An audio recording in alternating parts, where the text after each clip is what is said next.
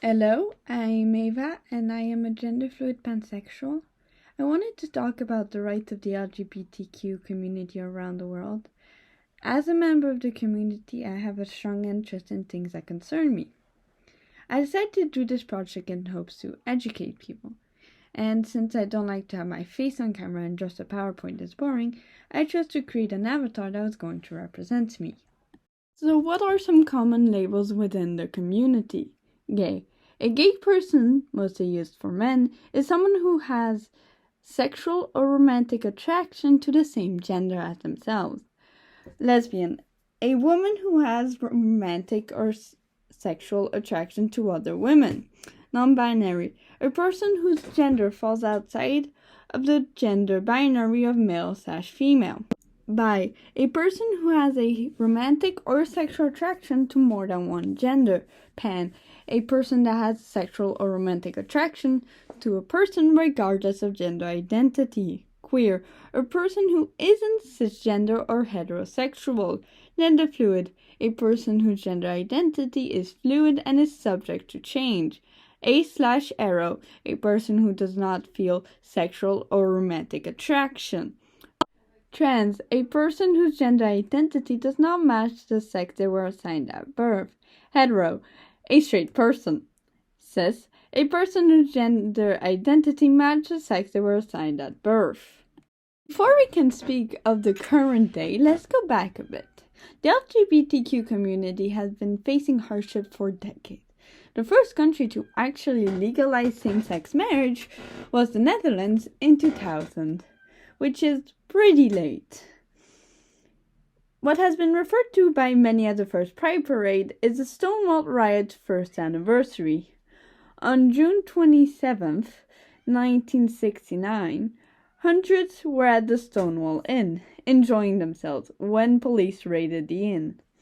During the 50s and 60s, police would often arrest queer people, then publicly out them in the newspapers. But on that night, the community within the inn had enough and fought back. A year after the event, thousands would gather and walk through Central Park in New York. It was until May of 2004 that the first USA state legalized same-sex marriage. Since same-sex marriage being legalized in the Netherlands in 2000, only 28 other countries have legalized it either nationally or only in a part of it, as of February 3rd, 2022.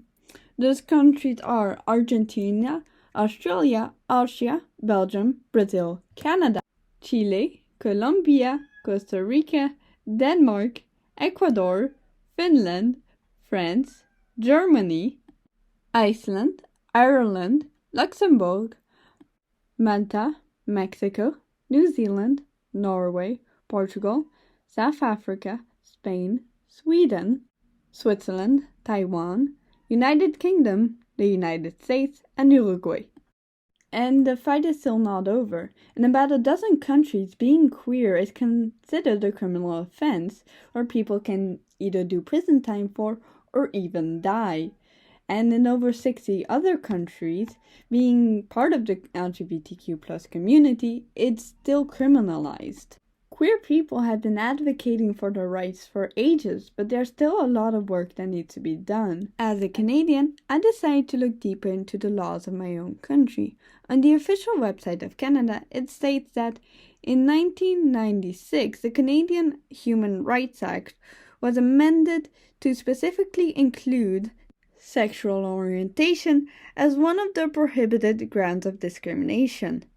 This inclusion was clear declaration by the Parliament that gay, lesbian, and bisexual Canadians are entitled to an equal opportunity with another individual to make themselves the lives they are able and wish to have.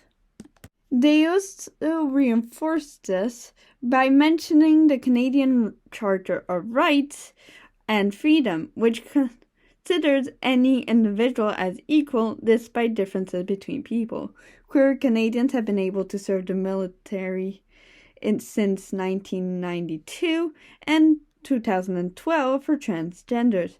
In 2000, the same-sex couples got the same rights as a hetero couple in common law relationships. In 2005, we got our right to get married. And finally, in 1995, same-sex couples could adopt. Unfortunately, overseas adoption is still not an option because of other countries not allowing same-sex couples to adopt.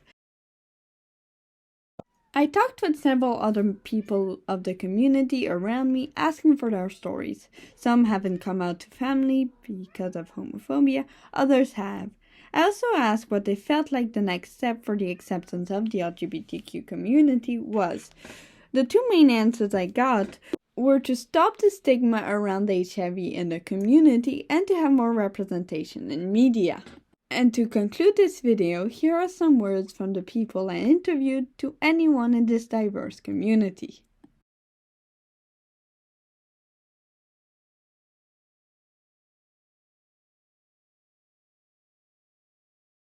And finally, here are some words from me. You don't owe anyone a coming out.